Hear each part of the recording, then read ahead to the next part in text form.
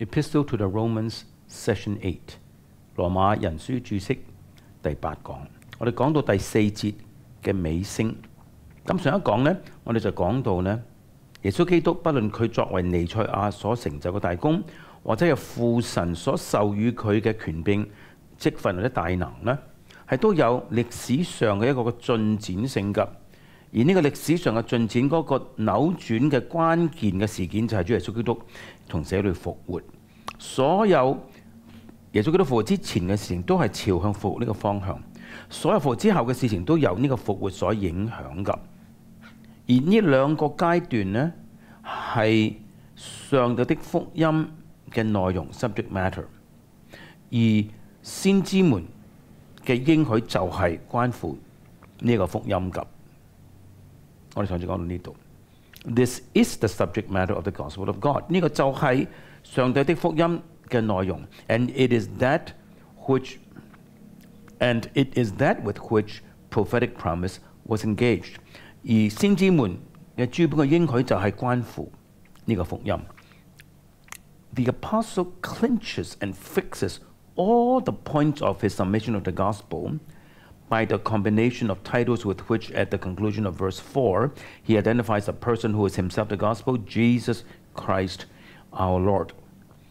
保羅呢係用耶穌基督我們的主，就係福音嘅化身，即係耶穌基督佢自己咁多個銜頭呢，佢用呢個作為佢福音嘅總綱嘅結論。呢度係結合咗耶穌基督，佢自己就係福音嚇，結合咗耶穌基督各方面嘅銜頭嘅。Jesus 耶穌 fixes his historical identity， 就係定咗佢歷史上嘅身份 ，and expresses his saviourhood， 表達出佢作為救主呢個職分。Christ 基督 points to his official work as the anointed， 就指出耶穌基督佢嘅工作嘅職分係被膏者。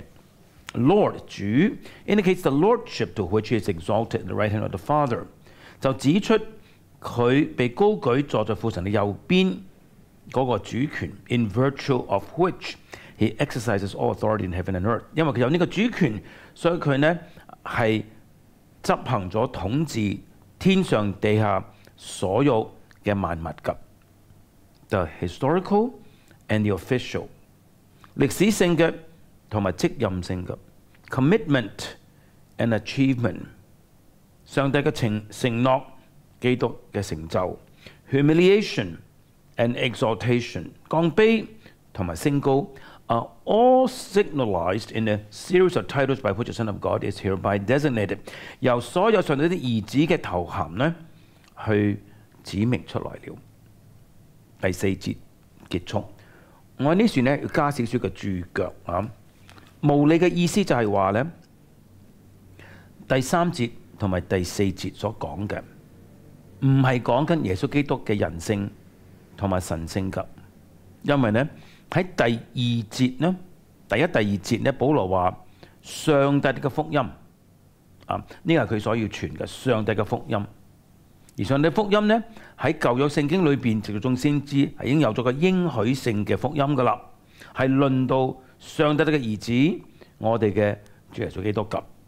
好啦，咁到按肉體説嘅時候呢，呢處係指耶穌基督由大衛嘅後裔所生。耶穌基督嘅神性係已經喺前面定咗㗎啦，就係論到他兒子。我主耶穌基督，咁按肉體説就唔係指佢嘅人性，就係指當佢穿上人性嘅時候，佢嘅家譜係乜嘢？按聖經的靈説呢，又唔係指佢嘅神性，神性已經講咗噶啦，喺第3節，他兒子我主耶穌基督。呢處所講嘅係因為耶穌基督從死裏復活呢，上帝授權受大能俾耶穌基督。指定佢宣告指定佢係上帝大能嘅兒子，特別係被聖靈所充滿。所以呢，第4節所講嘅係耶穌基督復活之後進入到呢一個嘅被高舉執行主權領受主權、執行主權嘅階段。而按肉體説是從大衛後裔生呢，係指佢復活之前，佢道成肉身，佢穿上人性嘅時候嗰個嘅階段。所以係講緊兩個唔同嘅階段，唔係人性同埋神性，更加唔係耶穌嘅肉體同埋靈魂。第5節，羅馬書第1章第5節，我們從他受了恩惠並使徒的職分，在萬國之中，叫人為他的名信服真道。The mediation of Christ is something upon which the apostle will reflect again and again throughout this epistle. 喺羅馬書呢，使徒保羅多處去討論、去反省出基督作為中保嘅工作㗎。Here we find it for the first time. 呢處係第一次。Christ is the person through whom the grace and apostleship received have been mediated. 耶穌基督就是那位嘅中保，藉住耶穌基督呢，保羅領受恩典同埋使徒嘅職分，所以恩典同埋使徒職分都係藉着基督呢個中保而來嘅。In using the plural we received， 當保羅話我們領受我們從他受了嘅時候呢 ，we received。It is not likely that he is referring to other apostles as well as himself。但係佢唔可能係指佢自己同埋其他嘅使徒，唔係咁嘅意思㗎。Still less may we suppose that he is including other companions in labour。更加唔可能嘅就係以為保羅喺呢處就包括咗佢一啲嘅同工同伴 ，such as Timothy and Silvanus， 譬如話提摩太等等。參考腓立比書第1章第1節，帖撒羅尼迦前書第1章第1節，帖撒羅尼迦後書第1章第1節。These could not have been regarded as having received apostleship。呢啲人呢係唔可能被認為係領受咗使徒職分㗎。The plural we， 咁呢處我們呢個複數呢 ，could have been used as the plural of category。可能呢就係一種嘅用法，就係話一種嘅類別嘅複數 plural of category。When the apostle refers simply to himself， 而保羅所指嘅就係佢自己啫。He lays stress upon his apostleship to the Gentiles in its context。喺呢處呢段經文裏邊咧，保羅強調佢向外邦人作使徒呢個職分。And this singularity would appear to be required at this point。因此喺呢處呢係特別要求呢一種嘅專一性嘅。Grace and apostleship could mean the grace of apostleship。恩惠同埋使徒職分可能係指使徒職分呢種嘅恩典。It is more likely, however， 但係呢比較可能嘅意思係 that grace is here the more general unmerited favor of God。比較可能就係呢處所指嘅恩典，就係呢個比較一般性嘅人不配得到嘅上帝嘅恩寵。The apostle was never forgetful of the grace and mercy by which he had been saved and called into the fellowship of Christ。使徒保羅永遠唔會忘記上帝所賜俾佢嘅恩典同埋憐憫。藉住呢個恩典同埋憐憫呢，保羅得救並且係蒙呼召進入到與基督有份嘅相交裏邊㗎。參考哥林多前書15章10節，加拉太書第1章15節，提摩太前書第1章13至16節，提摩太後書1章9節，提多書3章5到7節嘅。The grace exemplified in salvation was not, however, in Paul's case, to be conceived of apart from the apostolic office to which he had been separated。而喺救恩所顯明出嚟嘅恩典呢，喺保羅呢個生命裏邊呢，就唔可以與佢分別出來所領受嘅使徒職分分開嚟理解嘅。They are not separate in Paul's conversion experience on the road to Damascus。保羅喺大馬色路上嗰個歸主嘅經驗呢，係冇將救恩同埋使徒職分分開㗎。參考《使徒行傳》26章12到18節 ，a fact reflected on in his epistles。呢件事呢喺佢嘅書信裏邊係反映出嚟㗎。參考《羅馬書》15章15、16節，《加拉太書》第1章15、16節，同埋《提摩太前書》1章12到16節。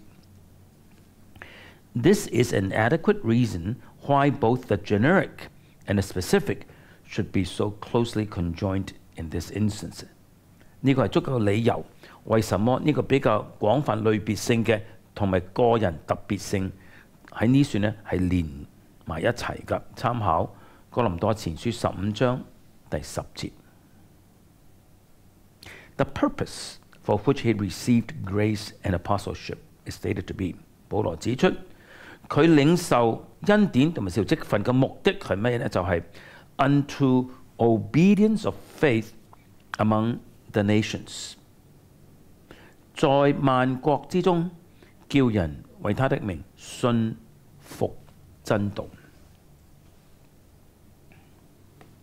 Obedience of faith， 信心的順服 could mean obedience to faith， 可能嘅意思就係話呢，信服以致相信。參考《使徒行傳》第6章第7節，哥林多後書10章5節，彼得前書1章22節嘅。If faith were understood in the objective sense of the object of content of faith， 假如信呢處呢係指客觀性嘅意思，即係話呢，我哋嘅信心嘅對象或者內容 ，the truth belief 就係我哋所相信嘅真理。This would provide an admirably suitable interpretation。咁呢就提供一個非常之恰當嘅解釋啦。And would be equivalent to saying obedience to the gospel。咁呢個意思就係話順服福音嘅意思。羅馬書10章16節，帖後1章第8節，帖後3章14節。But it is difficult to suppose that faith is used here in the sense of the truth of the gospel。呢處無理嘅批判啊！但係我哋好難了解，但我哋好難認為呢處所用嘅信心呢係指福音嘅真理，相信福音嘅真理。It is rather the subjective act of faith in response to the gospel。呢度所指嘅信心呢，就係嗰個主觀嘅回應福音嗰個信心嘅行動嚟㗎。And though it is not impossible to think of obedience to faith as the commitment of oneself to what is involved in act of faith， 雖然我哋有可能認為呢個信服以至信呢係指當一個人相信嘅時候，嗰個信心嘅行動所牽涉到嘅自我委身，可能係咁。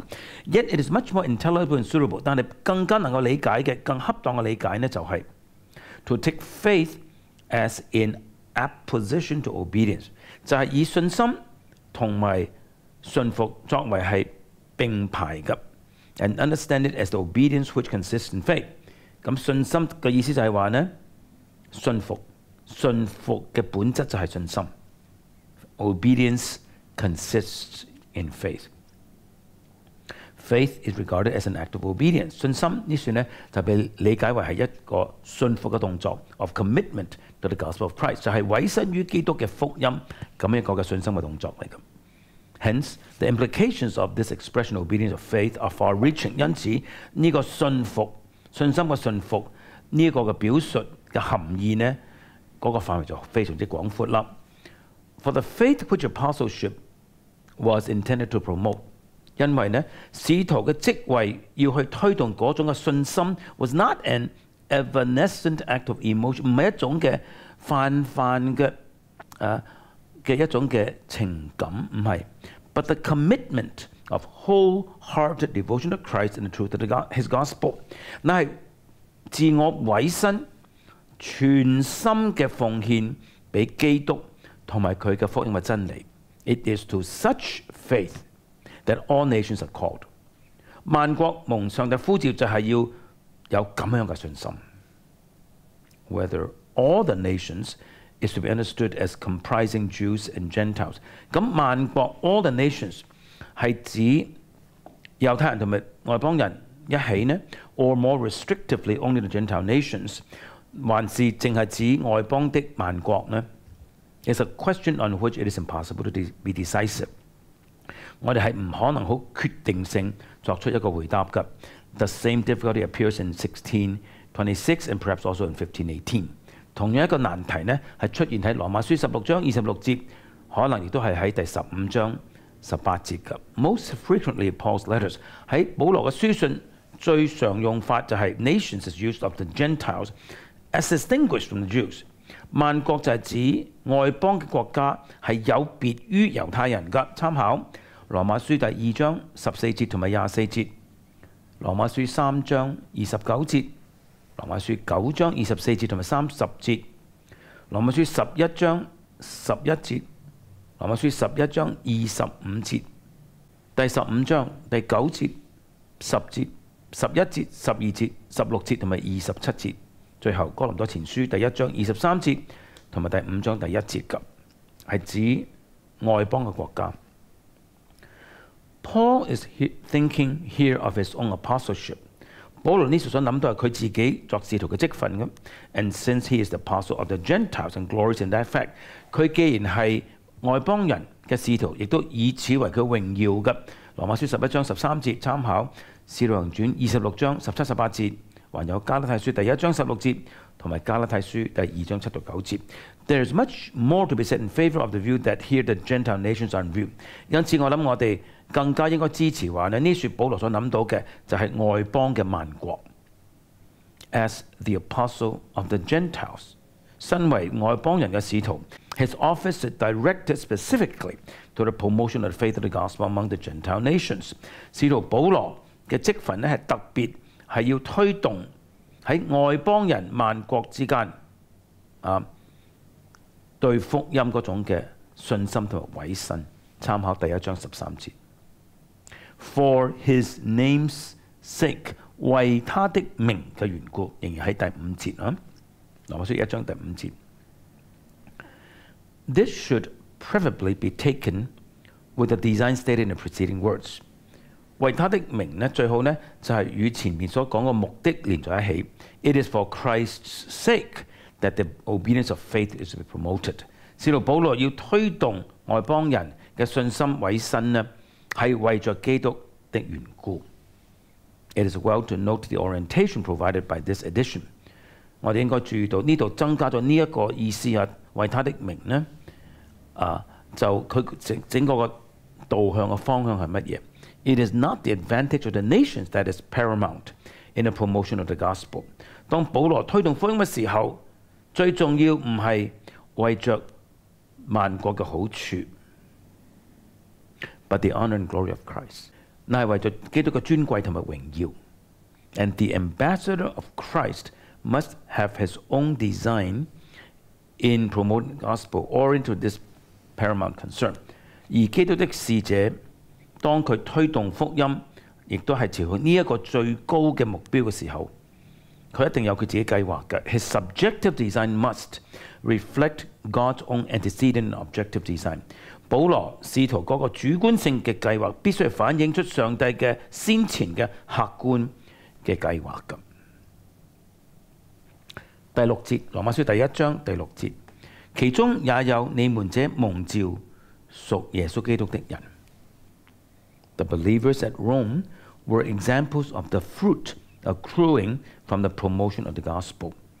羅馬嗰處嘅信徒們呢，就係推動福音所產生結出嘅果子嘅一個嘅範例。Among whom are ye also the called of Jesus Christ？ 你們也是屬於嗰個蒙基督所召嗰班人㗎。The use of the word called in this connection is significant。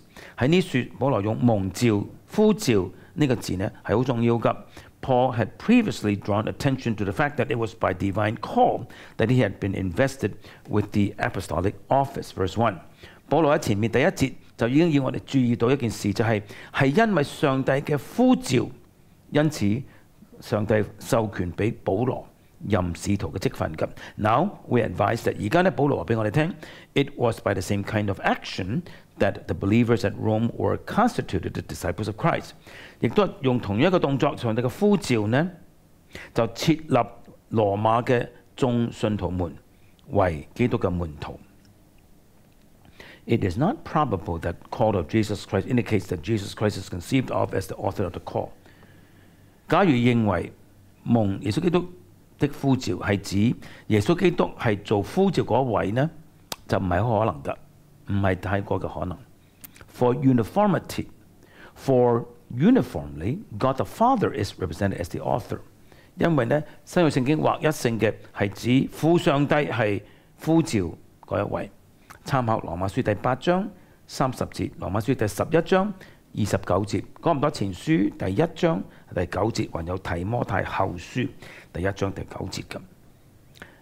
They are the called of Jesus Christ in the sense of belonging to Christ。羅馬嘅信徒們係蒙耶穌基督所召，意思就係話呢，佢哋係屬於基督嘅。Inasmuch as they are called by the Father into the fellowship of His Son， 因為佢哋呢係由父神所呼召，進入到與基督相交呢個份裏邊嘅。哥林多前書第1章第9節。第7節，羅馬書第1章第7節，我寫信給你們在羅馬為上帝所愛奉召作聖徒的眾人，願恩惠平安從我們的父上帝並主耶穌基督歸於你們。In verse 5 as has been noted， 我哋已經注意到喺第5節嗰説 ，The apostle had in mind the promotion of the faith of the gospel among the Gentiles。使徒保羅所諗到嘅就係要喺外邦人中間推動對福音一種嘅信心。In his salutation to the believers at Rome, however， 但係喺保羅向羅馬信徒們問安嗰段經文裏邊呢 ，he allows for no racial discrimination。佢係唔容許有任何嘅種族嘅區分或者歧視嘅。All at Rome, whether Jews or Gentiles are included。羅馬教會嘅全部，不論係猶太人或者係外邦人都包括在內嘅。The particularization is defined not in terms of race。所以呢，保羅嘅特殊化唔係用種族去區分 ，but in terms of the differentiation which arises from God's grace。嗱，因為上帝嘅恩典而產生嗰種嘅區別。Those addressed are the beloved of God, called to be saints。保羅寫信嘅對象就係蒙上帝所愛、蒙召作聖徒嘅。In this instance，喺呢處 ，he does not speak expressly of the church in Rome。呢處保羅並冇明文指羅馬嘅教會嘅。與此可以對照嘅係哥林多前書1章第2節，哥林多後書1章1節，加拉太書第1章第2節，貼前第1章第1節，貼後1章1節。This does not mean that in Paul's esteem there was no church in Rome。呢個意思並不係話呢喺保羅嘅思想裏邊呢，羅馬嗰處係冇教會，唔係咁嘅。參考第2章，參考羅馬書第12章第5節、16章第5節。The omission of the term， 保羅呢處冇用到教會呢個名詞。It's merely a variation that appears in other epistles。只不過呢係用另外一個詞語啫。咁呢個喺其他書信都有㗎。參考以弗所書第1章第1節、腓立比書第1章第1節、哥羅西書第1章第2節。The characterization beloved of God， 保羅描述羅馬人係蒙上帝所愛嘅。Paul uses nowhere else in his salutations。喺其他書信裏邊問安地方呢，保羅係冇用過㗎。And only here does it occur in this precise form in the New Testament。而唯有喺羅馬書第1章呢處呢，喺整本聖經只係喺呢處咁樣樣，就係用呢幾個字所表達。Though to the same effect is the form in Colossians 3:12, 1 Thessalonians 1:4 and 2 Thessalonians 2:13。但係呢係不過呢有另外一種嘅表達方式。效果係一樣㗎，就係哥羅西書3章12節、帖撒羅尼迦前書1章4節同帖撒羅尼迦後書第2章13節。我哋下一講呢，就繼續講蒙上帝所愛嗰個愛嗰個呼召係咩意思。